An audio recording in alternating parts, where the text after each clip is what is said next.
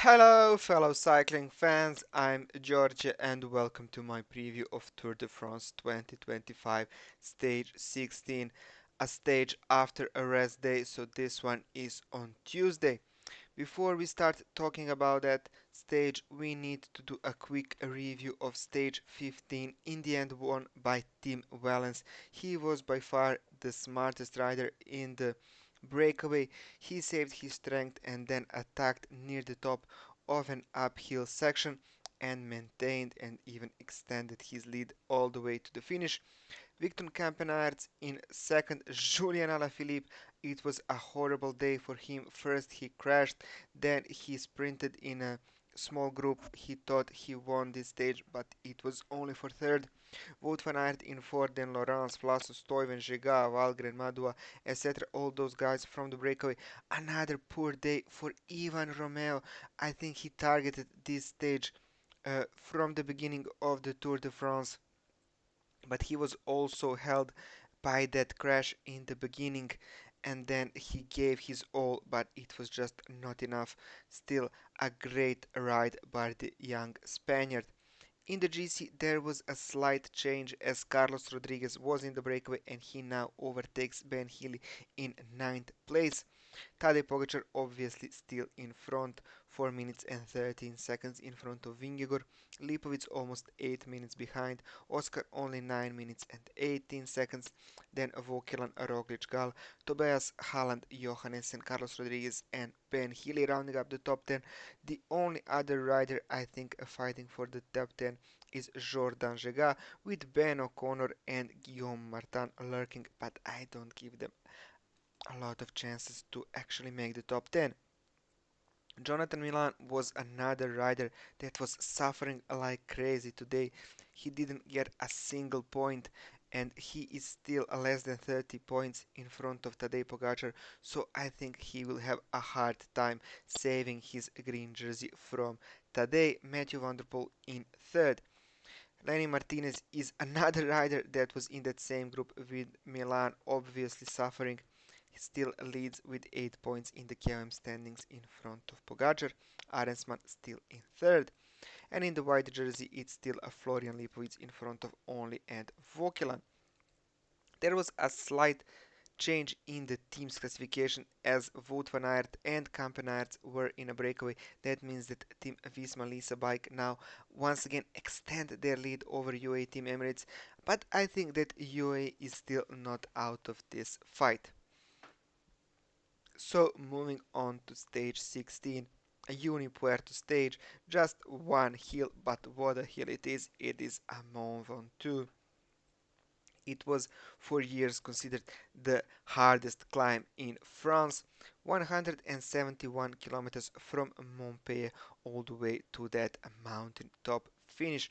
This is how the stage looks on the map, starting near the coastline in Montpellier, going mostly to the east, still traveling towards the Alps, but we make a slight detour and head to Mont Ventoux.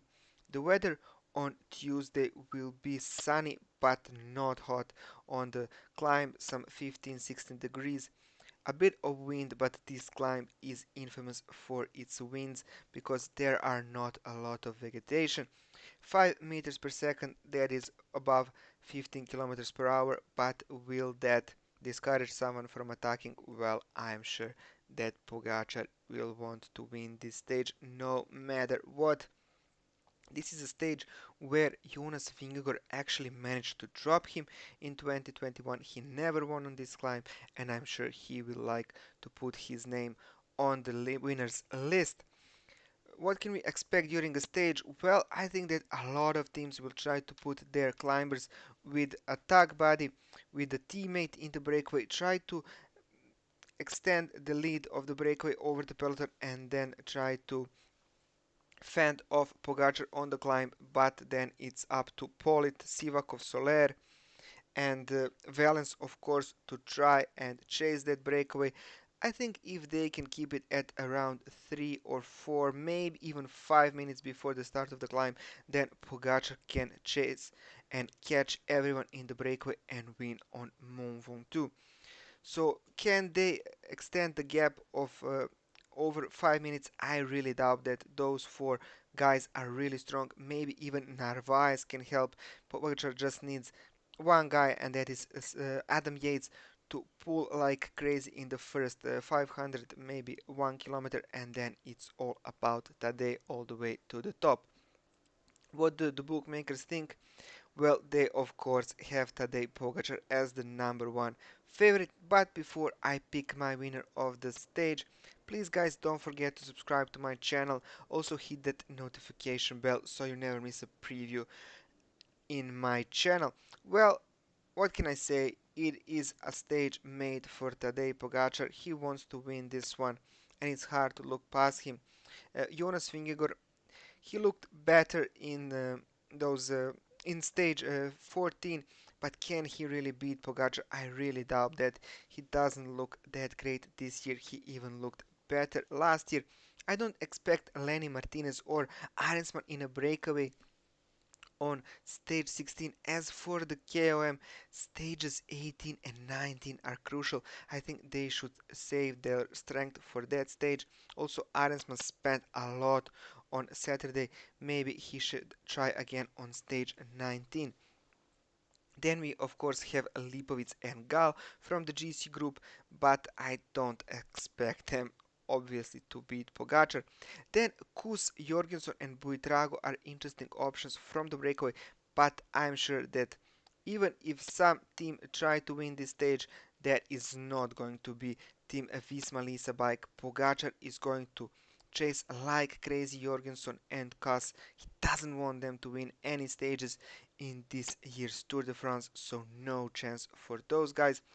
O'Connor, Woods, Tejada, Simon Yates, maybe they are not going to chase him, but Kuss and Jorgensen are on the blacklist, I think.